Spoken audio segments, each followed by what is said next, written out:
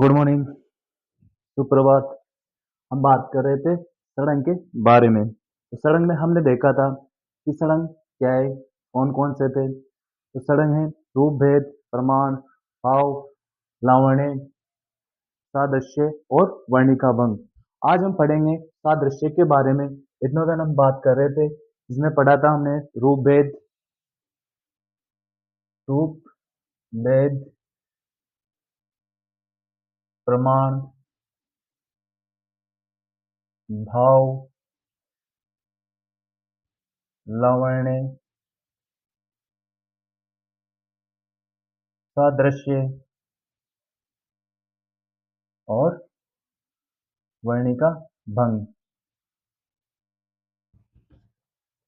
तो रूप भेद हमने देख लिया, प्रमाण हमने देख लिया, भाव देख लिया, लावण्य देख लिया, सादृश्य आज देखेंगे और वर्णिका भंग देखेंगे। तो सादृश्य किसे कहते हैं? सबसे बड़ी बात,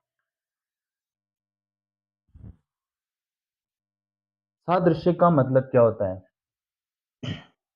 सादृश्य का मतलब होता है कि देखी हुई किसी भी चित्र को देखकर या किसी भी मॉडल को देखकर वैसा का वैसा चित्रण करना क्या कहलाता है? सादृश्य कहलाता है। किसी भी वस्तु को देखकर उसका चित्र करना क्या कहलाएगा? सादृश्य कहलाएगा। अर्थात कहने का मतलब है जो सामने मॉडल रखा हुआ है उसको अपने ड्राइंग शीट पर उतारना ही क्या कहलाता है? सादृश्य कहलाता है।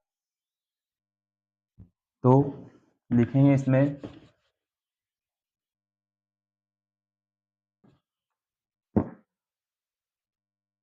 सादृश्य। इस सादृश्य क्या है? किसी मूल वस्तु के साथ उसकी प्रतिकृति की समानता करना ही सादृश्य कहलाता है। किसी मूल कृति के किसी मूल वस्तु के साथ साथ उसकी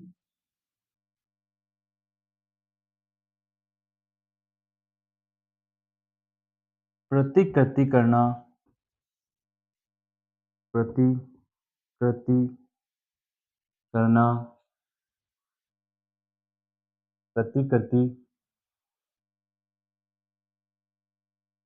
की समानता का करना ही सादृश्य कहलाता है। सादृश्य क्या कहलाता है? किसी मूल वस्तु के साथ उसकी प्रतिकृति की समानता करना ही क्या कहलाता है? कोई मूल वस्तु है जिसको देखकर उसकी समानता, उस जिसको देखकर वैसा का वैसा ही चित्रण करना क्या कहलाता है? सादृश्य कहलाता है।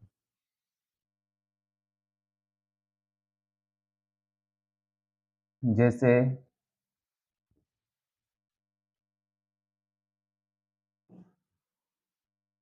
आप भगवान बुद्ध को देखकर देखकर अपनी चित्र धरातल पर वैसा का वैसा वैसा चित्रण करना चित्रण करना क्या कहलाता है? सादृश्य कहलाता है। जैसे आप भगवान बुद्ध को देखकर अपने चित्र धरातल पर वैसा का वैसा चित्रण करना क्या कहलाएगा? सादृश्य कहलाएगा। जैसे किसी भी घटना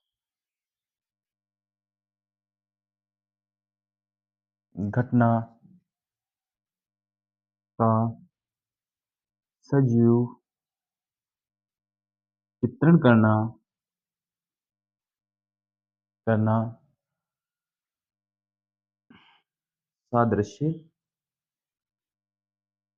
है।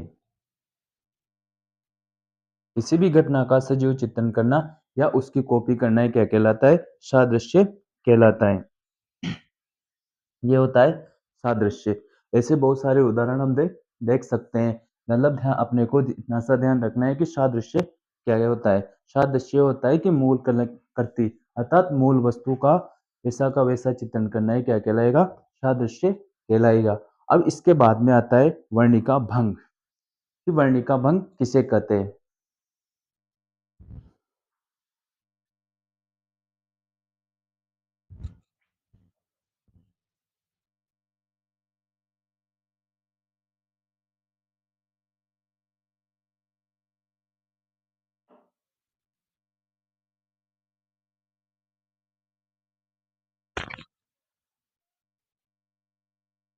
हाँ, ये तो हो गया सादृश्य। अब देखेंगे वर्णिका भंग। कि वर्णिका भंग किसे कहते हैं? आइए जानते हैं वर्णिका भंग।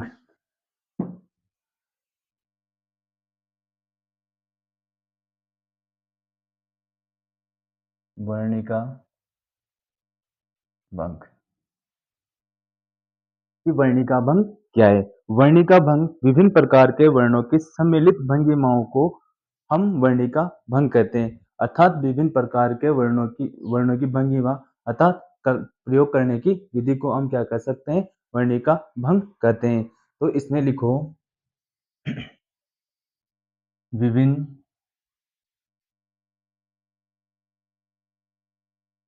प्रकार के वर्णों की सम्मिलित सम्मिलित भंगिमा भंगिमा को वर्णिका भंग कहते हैं। कि विभिन्न प्रकार के वर्णों की सम्मिलित भंगिमाओं को हम क्या कहते हैं? वर्णिका भंग कहते हैं। वर्ण ज्ञान की सबसे वर्ण ज्ञान और वर्णिका सड़न की सबसे कठोर साधना मानी जाती है। अगर अपने को वर्णिका भंग अर्थात वर्णों का ज्ञान नहीं होगा तो चित्रकला के सड़न का कोई महत्व नहीं होता है। बिना वर्णों के ज्ञान के अपने चित्र का कोई महत्व नहीं होता है। और सड़न की सबसे कठोर साधना मानी जाती है। कौन क्या मानी जाती है? वर्णिका भंग सबसे कठोर साधना मानी जाती है। वर्णिका भंग सड़न की सबसे कठोर साधना मानी जाती है मानी जाती है। अपने को अगर वर्णों का ज्ञान नहीं होगा तो आपको वर्ण सड़न का कोई महत्व नहीं है। सबके इसके बिना सड़न का ज्ञान अधूरा है। मतलब अपनी तपस्या क्या हो जाएगी? अधूरी रह जाएगी अगर अपने को वर्णों का ज्ञान नहीं है। अपने को ये ध्यान रखना है कि इस जगह पर किस रंग का प्रयोग करना है और किस जगह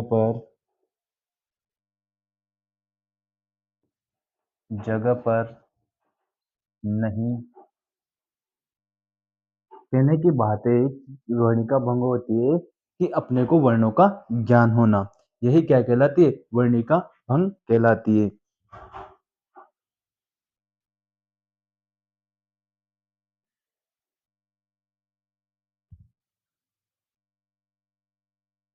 तो ये है वर्णिका भंग। अब इसमें देखिए आगे, वर्णिका भंग का अगर अपने को ज्ञान नहीं होगा तो सभी षडंग के सभी अंगों की साधना क्या हो जाएगी, निरर्थक हो जाएगी। इसलिए अगर अपने को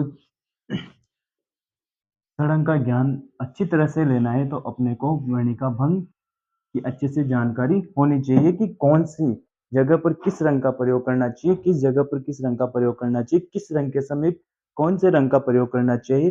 यही क्या होती है, वर्णिका भंग होती है। जैसे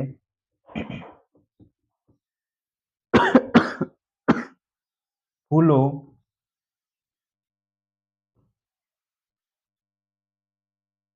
को केवल रंगों द्वारा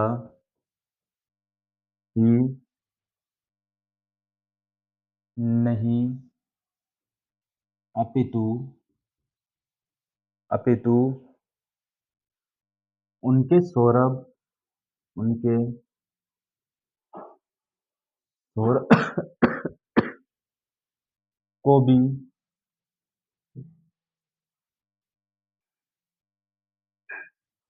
दिखाना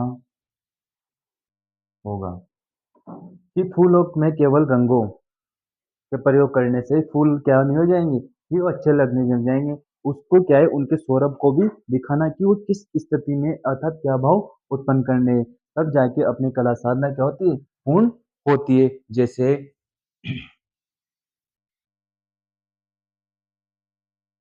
सूर्य की किरणों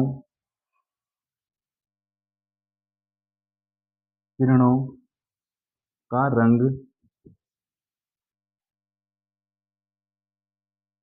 दिखा देना ही पर्याप्त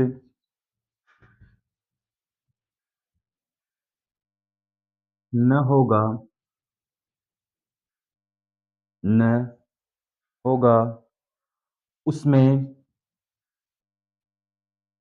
उसमें सुबह,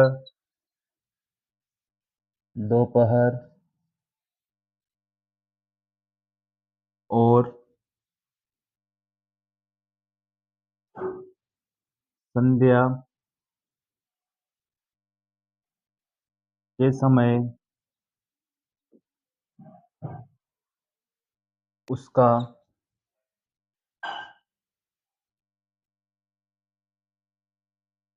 उत्ताप कैसा होता है, ये दिखाना भी, यह दिखाना भी आवश्यक होगा।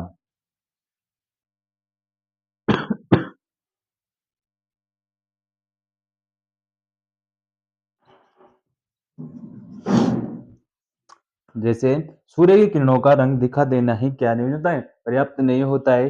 वो कि उसमें यह भी दिखाना है कि सुबह के समय कैसा होता है, दोपहर के समय कैसा होता है और संध्या के समय कैसा आभास होता है, आदि चीजों का भी अपने को इसमें ध्यान रखना पड़ता है। तब जाके वर्णिका भंग का अपने को ज्ञान होगा, अर्थात तब जाके अपनी क्या है, कला की साधना पूर्ण होगी। रंग लगाने से क्या नाम से चित्र अच्छा थोड़ी लग जाता है। अपने को यह भी ध्यान रखना पड़ता है कि किस समय पर कौन सा चित्र रंग अच्छा लगेगा, कौन सी अगर संध्या के समय तो किस तरह के रंगों का प्रयोग करना चाहिए। कहने का मतलब यही है कि अपने को क्या होना चाहिए, वर्णों का ज्ञान होना चाहिए। यही क्या होता है, वर्णिका भंग कहलाता है। बिना वर्णों के ज्ञान की अपनी चित्रकला की साधना क्या हो जाती है, अधूरी रह जाती है। इसलिए अपने को ज्ञान होना बहुत जरूरी है। ये हो गए अपने षडंग। तो हमने षडंग में देखा था रूप भेद के, रूप भेद किसे कहते हैं, प्रमाण, फिर भाव, फिर लावण्य, सादृश्य और वर्णिका भंग आदि के बारे में जाना था। अब आगे देखेंगे अपनी नेक्स्ट क्लास में नया टॉपिक।